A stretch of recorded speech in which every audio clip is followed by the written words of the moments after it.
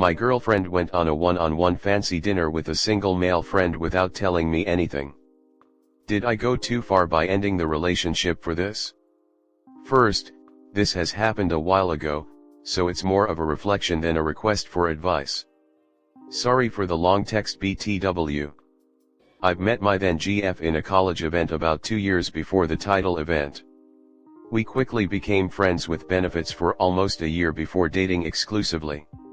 Our relationship was going very well from the start, but if I'm being 100% honest, I kind of felt like she loved me more than I loved her, and maybe I was wrong in that. I did love her, cherished her, helped in whatever I could and would be excited to spend time with her, but I was never deeply infatuated with her like I felt that she was with me. So, what happened? Context 1, GF moved states for college, was in a kind of shitty living situation, living with extended family in a small house, and didn't made a lot of friends after moving. She only ever mentioned about 3 friends from our city, and of those only one was a guy, Dan, which attended some classes with her. One day he randomly started following me on IG, I followed him back, that will be important later. He seemed a pretty normal, if not innocuous dude. Context 2, one day GF bought a fancy book called something like 2 for 1. It was a collection of fancy and romantic restaurants and cafes to visit in couples in our town. This book came with 2 for 1 coupons for each of those restaurants. We went to some of those, but even with discounts they were kinda expensive for 2 broke college students. She really wanted to go to some which specialized in seafood, which she loved but I never liked, and we never actually went to. So, for the main fact. About 1 year into the relationship, my GF slept at my place basically every weekend, from Friday to Sunday. But eventually came a weekend when we wouldn't be able to see each other. I had to work late on Friday and had doctor's appointments which would take the entire Saturday, while she had some sort of family gathering in another city. She intended to sleep there from Saturday to Sunday, so if we were to see each other, it would be only late Sunday to dinner. So, on Friday I worked until about 21:30, went home and took a shower. After that, about 22:30, I picked up my phone and started going through my IG stories. Was passing through them mindlessly until something catched my eye, my GF's IG name. I went back and saw it was actually from Dan's stories, a picture of a very nice dinner, with some fancy grilled fish in a red towel, with candles in the table and some drinks. On the other side of the table, the face wasn't visible but I could see part of my GF's body, very well dressed with newly done red nails and a tiny bag I had gifted her, and her IG was tagged along with the restaurant's name. The story had been posted about 3 hours before. Bear in mind that, at that point in time I did not use Instagram a lot. In fact, it would be pretty normal for me to spend days without checking it, and I almost never check stories as well. It was kind of random for me to check it that evening specifically. After about 1 minute of looking at the picture, I put my phone down and started thinking.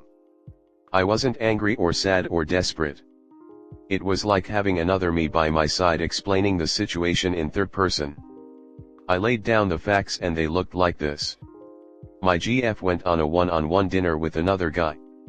I don't know the guy personally, never saw them interact and don't know if he ever showed some interest towards her or vice versa. All I knew is that he was single, straight, and apparently had a crush on a mutual friend of theirs. The place was a very fancy, expensive, and romantic restaurant, and she got the idea from this book which heavily implied it was for couples. For some reason my mind kept thinking that the waiters and other people around definitely looked at them as a couple, and that idea pissed me off. She did not tell me about this dinner before, during or after it. Actually, when I saw the IG post she was already at home and ready to go to sleep after all that happened. I found out about this from his post in which he tagged her. Since she didn't say or post anything even hours after the dinner had ended, I was left with a strong impression that, if I never checked out my IG stories that night or if he hadn't posted the picture or if he hadn't tagged her, she would never had even mentioned it. I just wouldn't know. I didn't know what I wanted to do with that info. I texted her we should talk and she immediately replied with, "Oh, is that about the dinner?" and started flooding me with calls.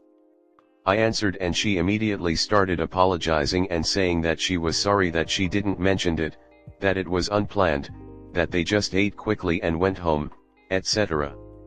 By that point I hadn't said anything besides texting we should talk, and she went super on the defensive. That gave me the absolute certainty she knew that what she did was sketchy and shady, and knew I would be upset about it. Eventually she said something along the lines of, "I thought you would be pissed if I said I was going," which made me think about her thinking process. I believe she thought that if she asked me before going, I would said I wouldn't be comfortable with that, and either she would have to cancel it or go either way and willingly damage the relationship. She thought it would be easier to just go without saying anything and deal with the aftermath by feigning ignorance and apologizing, or maybe hoping I never even found out. I didn't scream or cry in the call, I calmly laid the facts from my point of view to her, the list above. She immediately started crying and recognized it was a mistake, said that she allowed him to post the picture because she knew I would have seen it, assured me that nothing happened, he is just a friend, and said she would never do that again.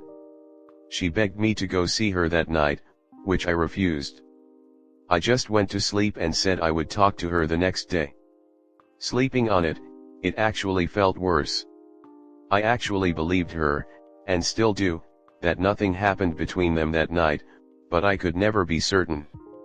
Best case scenario, I was dealing with a girlfriend that acted shady, manipulatively, and disregarded my feelings, and worst case scenario, I was being cheated on. And on the middle there was a lot of possibilities my anxious brain started to consider that weren't exactly great, like, maybe she was testing the waters to see if this guy had any interest in her, to keep him as a second option, or SMTH. That night I cried a bit to sleep thinking that I didn't want to make that decision. Next day we talked in person, she refused to go to the family gathering, and I thought that if I took her back I would never be able to trust her as I did before. I do have some trust issues and the relationship just wouldn't be the same. I decided to end it there, which was very tough for both of us but felt like the right call back then. Bear in mind that she was and still is a very nice girl, caring, introverted and romantic, and not the type to cheat mercilessly, at least she doesn't look the part. So, was I unreasonable? Did I overreact, or my boundary was acceptable and I did the right thing ending it off after she trespassed it like that? At the end of the day she lied and had no intention of telling you the truth. That's a deal breaker. She saw nothing wrong with lying to you, another deal breaker. If she can't be honest, why would you ever trust her? I mean, for some people, it might have not been breakup worthy. For you it was. For some people, they would see it as a learning experience and a reason to go to therapy or something. You decided that your trust had been broken and could not be re-established in a meaningful way. It sounds like it was right for you. And that's all that matters. And personally, though it's simple for me since I have no connection to her, I feel like you may have made the right choice. As an aside, the "it was unplanned" is an utter lie. She didn't just happen to be dressed to the nines. Part of me wonders if this was some poorly thought out test that she didn't really comprehend until the results were in front of her. She let him post the pic, but didn't mention it to you? That's just bizarre. Then again, 21. 20-somethings do dumb shit sometimes. If she had no shady intent, and was just naive or emotionally immature, she has now learned a sad but critical lesson about communication and trust. Comment. You weren't unreasonable. She knew you wouldn't like it, that's why she didn't tell you. Her reaction when you found out sounds a lot like better to ask forgiveness than permission. She may not have physically cheated, but going to an expensive dinner for two is about like a date. For me that would mean a violation of trust and breaking my boundaries of a committed relationship. At the end of the day she lied and had no intention of telling you the truth. That's a deal breaker. She saw nothing wrong with lying to you, another deal breaker.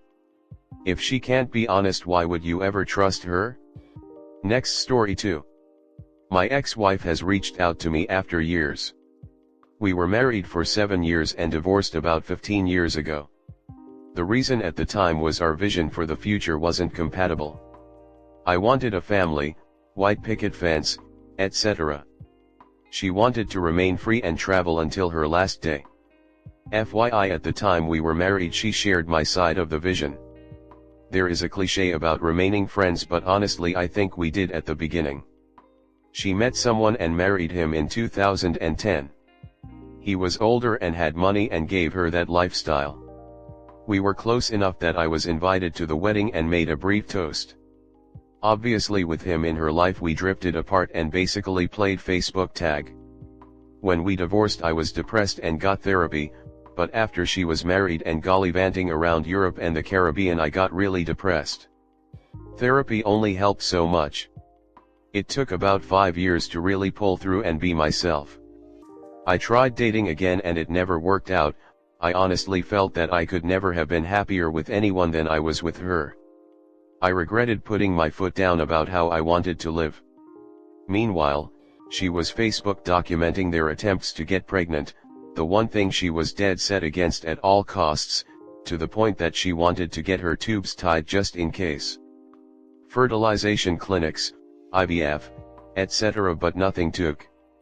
They announced they had gotten a surrogate to carry their child, and tragically the child was stillborn.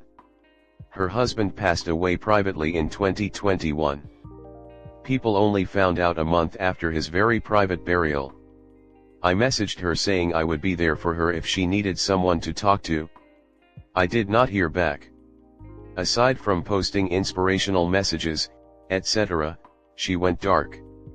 On my birthday this year I received a card from her wishing me a happy birthday, thanking me for being such an important part of her life, and saying maybe we'll be in touch soon.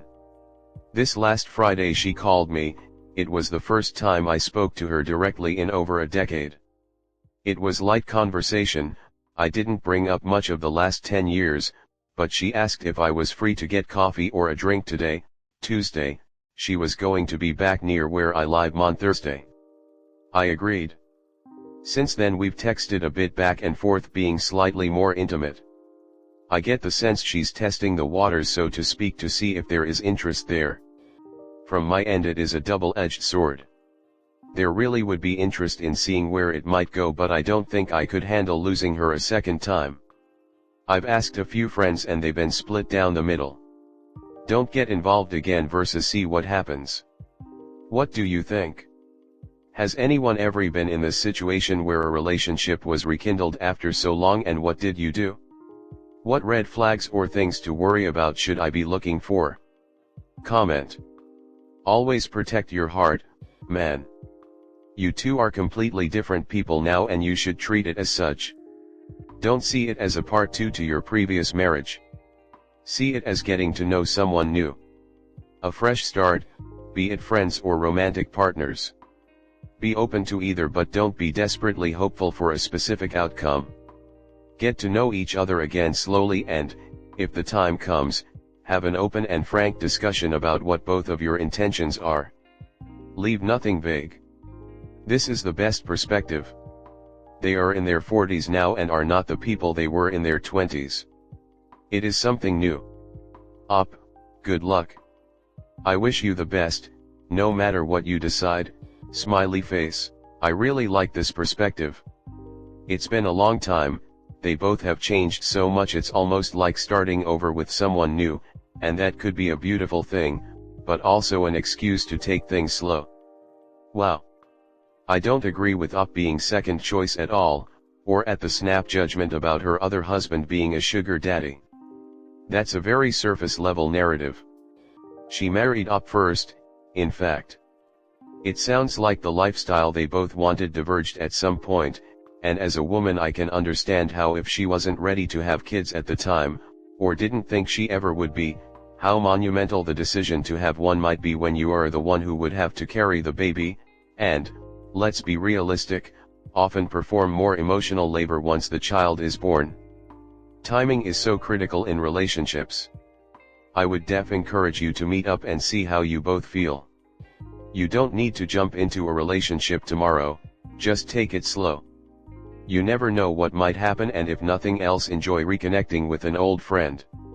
You might not even want to get together after you get to know each other again.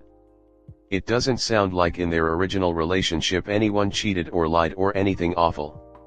Sometimes people grow apart, and sometimes people can reconnect again. 2-3